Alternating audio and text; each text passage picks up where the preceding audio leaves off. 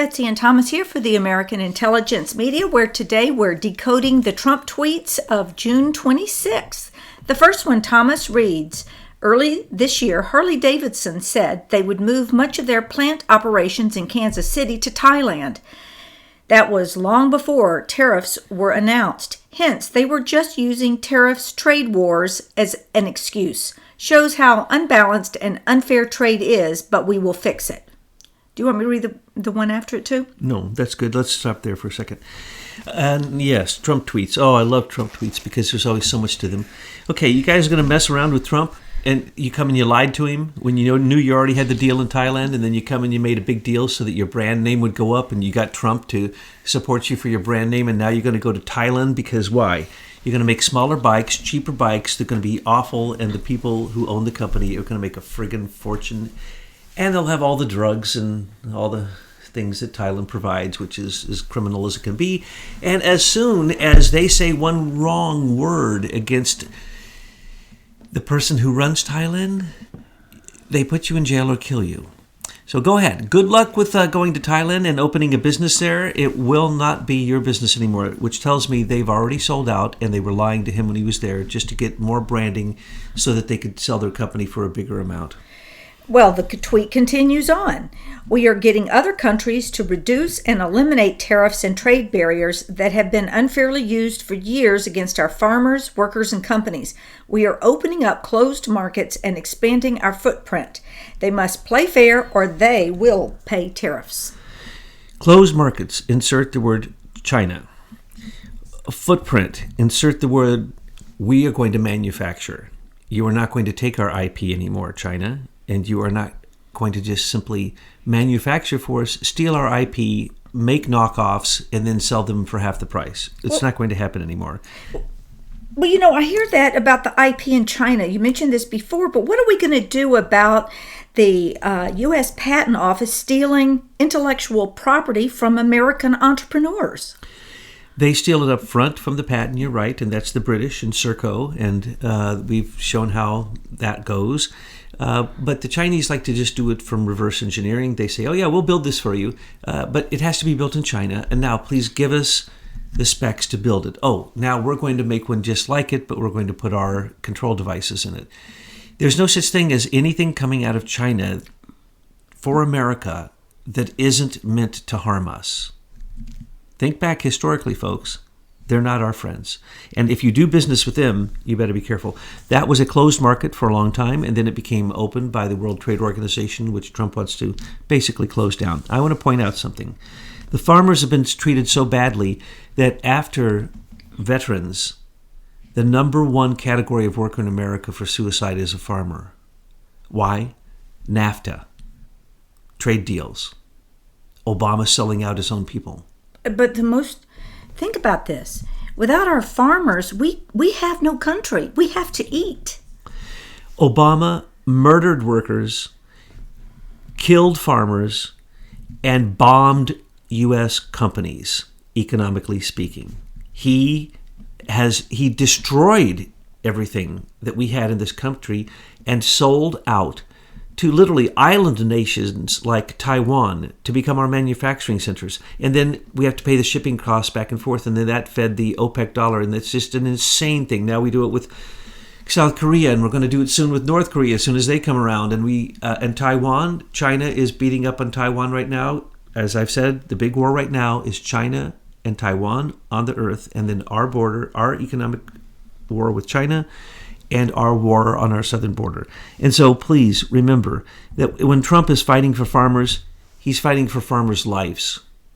Okay. The next tweet continues on with Harley-Davidson. Officials over to the White House. I chided them about tariffs in other countries like India being too high. Companies are now coming back to America. Harley must know that they won't be able to sell back into U.S. without paying a big tax. They know that this, and like we were harping on this, and we were giving the decoded in between the lines message when he first brought up Harley-Davidson. Now he's saying exactly what we said. They had to have known this. This is the end of their company. This is the end of Harley-Davidson. Why? They're selling out, and he's basically calling them sellouts. The next tweet We are finishing our study of tariffs on cars from the EU, and that they have long taken advantage of the U.S. in the form of trade barriers and tariffs. In the end, it will all even out, and it won't take very long. And you know why it won't take very long is because we have a master tweeter here. Wow, he knows how to load up these information bombs and bullets and fire them. Very effective. Oh, he really does. Matter of fact, that's exactly what I was thinking here. Just these little remarks. We are finishing our study of tariffs on cars from the EU. That just struck fear in every other country that he didn't mention tariffs on. It's not only if they make cars, but that he's looking at all of them. Oh, I'm not going to look at the EU and their $151 billion deficit that we have. Oh no, the $151 billion we give the EU a year, and we don't need to do any of it because we can do our own manufacturing. There's really no resources in the EU that we can't do here in America. And if they want to do it here, they can come build a company here and use Americans and pay proper prices and pay taxes and so on and so forth. You know, another thing we can do here in America that they can't do in the EU, and we can sell them, those would be memes. We're great at making our memes, and now that they can't because of Article 13 over in the EU, give us a call. We'll send you our memes. The European Union of Soros, yes, is now a non-free state. No free speech is allowed. But as you pointed out, I haven't researched it, the Parliament has voted that significant vote to exit the EU. Well, that would make George Soros very upset. So now he's going to go to war with the Brits. They say that they have to go through the details. Oh, and the devil is in the details. So this is just, I hear on one hand, that's great. But on the other hand, I'm like, oh, it's going to take how many years to unravel this? They could do it faster, but they won't. Well, it all depends upon how much money Soros pays to Brits. Because you see, he padded the pockets of every single non-elected member of the European Union, but he didn't do a good job with the Brits. And they went over there to rip off the European Union, the Brits did. And he knew that, and now they're getting out because they saw what they could get. Now they want to align with Americans. Now they can't come to America because Trump knows that they're a bunch of lying pack wolves working directly out of the Privy Council of the Queen and attacking our elections and stealing our patents out of the patent office and running economy. Our rogue government called the Senior Executive Service. Creating trade barriers. Oh, we're a little island country, so we get all these trade barriers we put on you. But you can't put any barriers on us. That's the way that works. All countries sold us whatever junk they had and then told us that anything that, we wanted to send to them, no, not really. Okay, that's ending. And how fast is that ending? In 1 year. In 1 year. We've already seen it happen. We saw it happen with taxes so fast that it made the biggest turnaround in American economic history. We saw it with North Korea so fast that he knocked out 17 candidates in the election. He's knocking out Obama and his criminal conspiracy that tried to overthrow him and is still trying to overthrow him. And it's just every day they reveal themselves. So how long is it going to take? 1 year with trade. Either they get on board or they can go, and we'll do it. Because we can do it. Yeah, we can build Harleys here. We don't need to go to Thailand to get a cheap version of it. It was great being with Governor Henry McMaster last night in South Carolina. Henry is tough on crime and borders, loves our military and our vets, and has created many jobs and a great economy. Then, in capital letters, Trump spells out, "Go out and vote for Henry today. He will never let you down." He is spending a lot of effort on this. It must be very key to him. So if he is doing this for this person so much, it isn't because he would have said if it was because of friendship. No, he's saying because he's a great guy, and this must be crucial. So people there, go out and vote. Trump does not put it in all bolds, all caps, unless it is critical. Yes, and he is letting us know who he needs on his team in order to make America great again.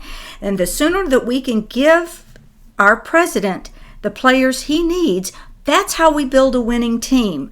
And we all know how to play football here, and we want a winning team. I know that sounds hokey, but that's the way it is. I'm sorry, exactly I'm an right. old Florida State fan, and you can't take the Seminole out of the girl. Okay, Yeah, that's for real. I was back in the Bobby Bowden days. And that's when it was really good football. But, of course, it was the only thing you could do in Tallahassee. Oh, let me digress. Okay. A Harley-Davidson should never be built in another country. Never. Their employees and customers are already very angry at them. If they move, watch. It will be the beginning of the end. They surrendered. They quit. The aura will be gone, and they will be taxed like never before. And another company will arise that will build Harley lookalikes exactly, probably in the exact same building that the old ones were built, because you aren't going to stop this industry and the faith that Americans have for American products. He is absolutely right. And notice he uses the word aura. Ooh, secret word. That means a glow about them. Well, there was a glow about Harley-Davidson, so that's the reason they could charge so much, because they were handmade, basically, and they were the most beautiful bike on the earth, and all Harley guys and gals know that, and they love them. So this is like saying goodbye to America. It's absolutely stupid. No, I just say out with the old, because they're probably all run by a bunch of liberals anyway.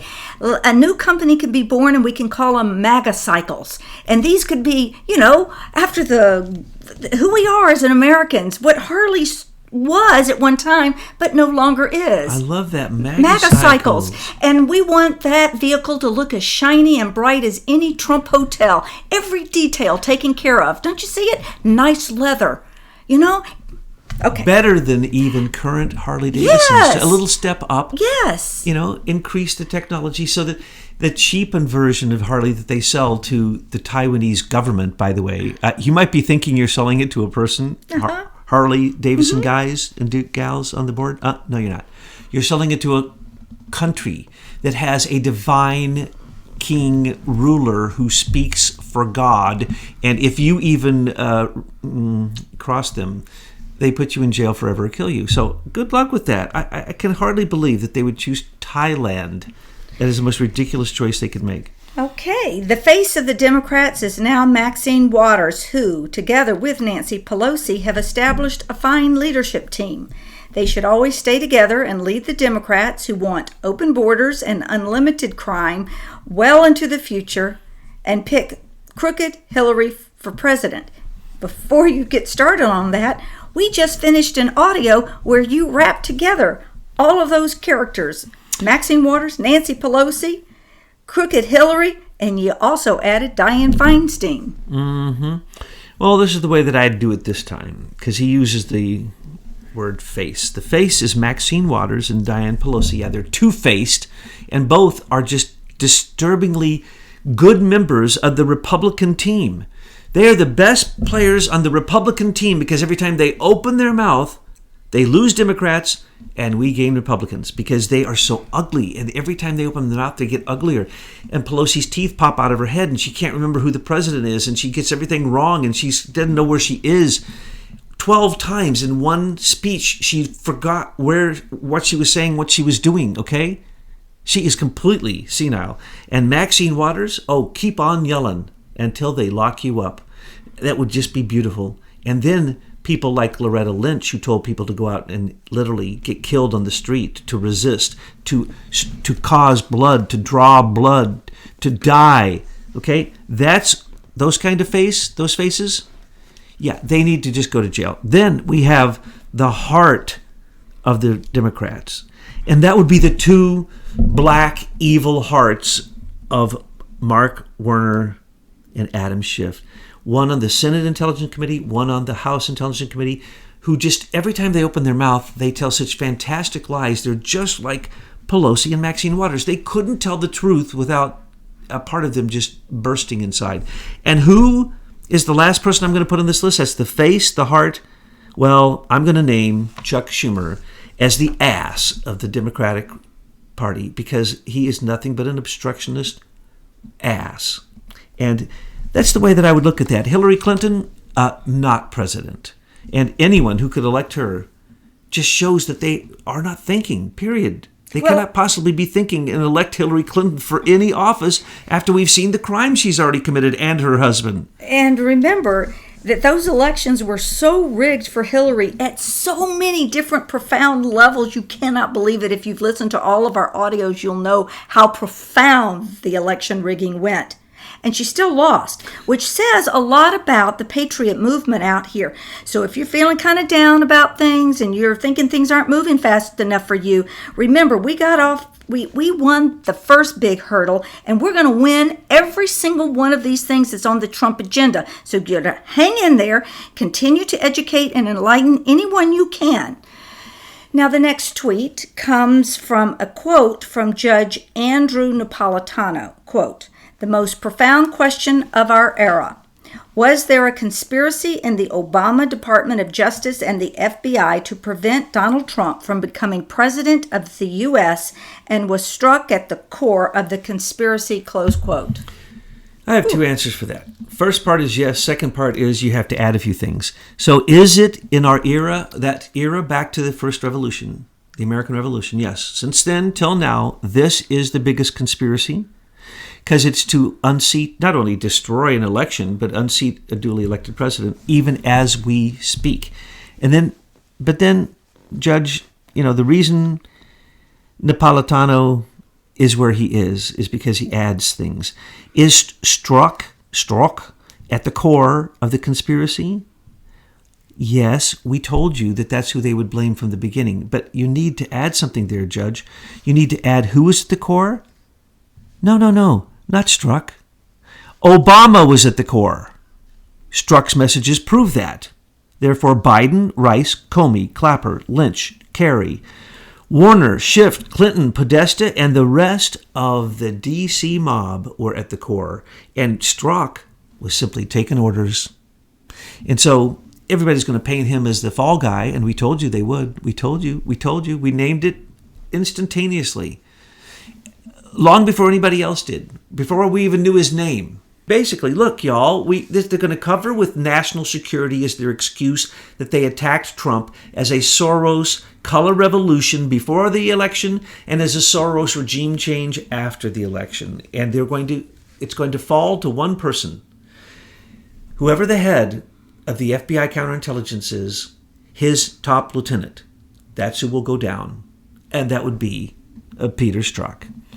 So he's kind of at the core of it, but he didn't make that stuff up. He's the idiot who texted out all the trail of evil and criminality he did. But that goes to show me that, you see, these are like Judge Napolitano. I like him. He's cool, right? But him, Fox News, they just swim in the shallow end. They're never going to get you to the truth. In fact, by the time they get you to the truth, you're going to have gray hair or no hair at all. It's taken them forever. Patriots out there, we're way up to speed. That list you named, people know it down. Betsy, you just posted, I think today, that article as an example of how Fox can still, with Brett Baer in an interview with Mark Warner, can demonstrate exactly your point. Here's Brett, who never contests for 8 minutes the lies that came out of his mouth that were the exact opposite of what happened. And Brett's just, okay. Just as demure as not. Mark, just because he was being uncontested, I think it was unbelievable the lies that poured out of his mouth. I have to think that Brett Baer is a stupid man. That he could sit in front of Warner and never ask the deep probing questions that everybody out here knows. How about, why didn't he ask, hey, Mark, while I have you here, tell us about the affair between James Wolfe and Alvy Watkins and the way that leaking became institutionalized. Oh, can you tell us about what we now know with Henry Kerner was actually McCain's stooge who controlled you guys and went between all the agencies and now is in control of all. Basically, he's the official who's supposed to be helping all whistleblowers. He's the person who makes sure that no whistleblower ever happens. Nobody ever hears what William Binney or any of the others ever brought forth. And so why? Because your stooge did that. Oh, how about Daniel Jones, Dianne Feinstein's direct intelligence aide, who then went out and started a new group that took $50 million to continue the work of Fusion GPS. Brett, did any of these questions come to your mind? No. Oh, why didn't you ask about literally every single compromised member of the Senate Intelligence Committee, and especially the Gang of Eight, who knew about the dossier before anybody else, before they even told President-elect Trump?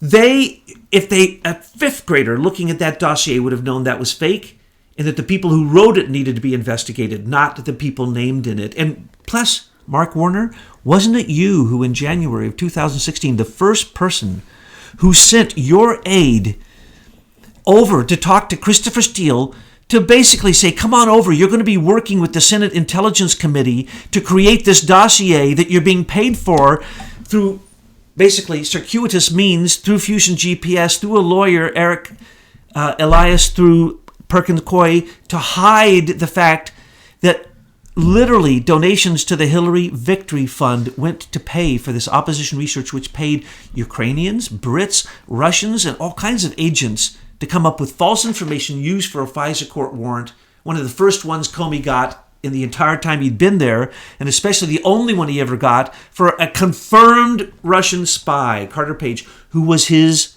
FBI asset. He wasn't a confirmed spy. He was the opposite. He was one of the informants sent in. So what we have going on here is as Judge Napolitano likes to say, in our era, the worst conspiracy. And we have been saying it's a conspiracy, but if you don't add all the people, you won't get them, and you won't get them all because too many are involved. We can make a list right now off the top of my head of 50. But you go after the head of the snake. That was Obama. Anyone involved is now spilling the beans that it went straight to the top. It started in the State Department with Alexander Downer sending a message, a man who gave $86 million to the Clinton Foundation, basically illegally for AIDS, where about 2.5% of it actually went to buy drugs that were reduced price to help people with AIDS in Australia. High Commissioner to Britain. He's the one who told Victoria Nuland that basically George Papadopoulos had been set up and framed. And then Victoria also made up a lie saying she got a call from someone in Estonia. Yeah, that was Alexandra Chalupa who called to say, I'm calling Victoria. Nice to have seen you yesterday. But I want to tell you that Putin is in bed with Trump. And I have proof that Paul Manafort received $27 million from the World Bank, and I can produce any proof you want. I have false ledgers I just made up for Manafort, and I have these fake dossiers. Who should I send it to? And Victoria Nuland said, send it to the State Department, through Jonathan Weiner, our contact for this, through APCO Worldwide, who's actually paying for this right now. And we're going to make sure that Stephen Halper will also get this information because we're paying him through the State Department for his fake reports. And then we're going to make sure that Hillary is never... Amanda Renteria has been caught being the go-between between Loretta Lynch and the Hillary campaign, telling her that she would never be convicted and that the email scandal would be turned into simply a matter. Oh, no, there's nothing wrong with you, Mark Warner. There's nothing wrong with you for 8 minutes telling the exact lies that actually happened, saying that Trump was colluding with the Russians at Trump Tower when it was Robert Hannigan, the head of the British NSA, who was using Fort Meade, Maryland, with the permission of John Brennan to spy on him. That's what's really going on. The Privy Council. And it goes straight to the Privy Council and the because Strategic Communications Laboratories. Totally. Cambridge Analytica. Totally. Sir Jeffrey Dearlove. Patty. No, Jeffrey Patty and Richard Dearlove. Yes. And the Queen Elizabeth. It goes and the straight Knights to the of top. Malta. Oh my gosh. Straight to the top. See, that's why. And we've proven it all. This is why we need a decoder for the Trump tweets, because he doesn't have that many characters. He didn't get to say this because people would criticize him. Yeah. But we believe he knows all of this. We're certain that he knows all of this. Well, if we know this, certainly a stable genius like Trump would know this. Correct, because I'm an unstable genius, and he's a stable genius. And so he would already know, but he'd be stable with it. And he would have got it through some intelligence agencies like us and others. Of course he has people gathering this information from everywhere, whether it looks like a crazy conspiracy or not. If you want the truth, first go to the conspiracy. Take out the CIA disinformation perception management, and you will probably find a truth that'll blow your mind, like the Queen owns the golden shares that controls Serco, that controls Lockheed Martin, our largest military contractor. They are in all of our data. Basically, at this moment, Serco runs the data of the military and of huge sections of our civil service, huge sections of all of our airports and our air traffic controllers and our buses and everything. If Serco closed their doors tomorrow, America would stop. We need to get that out of our country. And so Mr. Trump, thank you for the work you're doing. And Judge Napolitano, you are right. This conspiracy goes deep. Yeah, but he's we have right. now concluded, go to Obama Yeah. and cut the head of the snake off through a military tribunal. Okay, I'm just saying, Napolitano, Brett Baier, and Fox News, get out of the shallow end. All right, the final tweet is, Supreme Court upholds Trump travel ban. Wow. Okay, now, he's excited about that. This is what he really meant to say. You dumb mother... Yeffers. In the Supreme Court voted 5-4 that all 9 of you didn't vote for what is known historically since the Constitution was created as the demand of the president, the first job of the president. And you don't know that? Throw in the towel, you 4 who voted against that.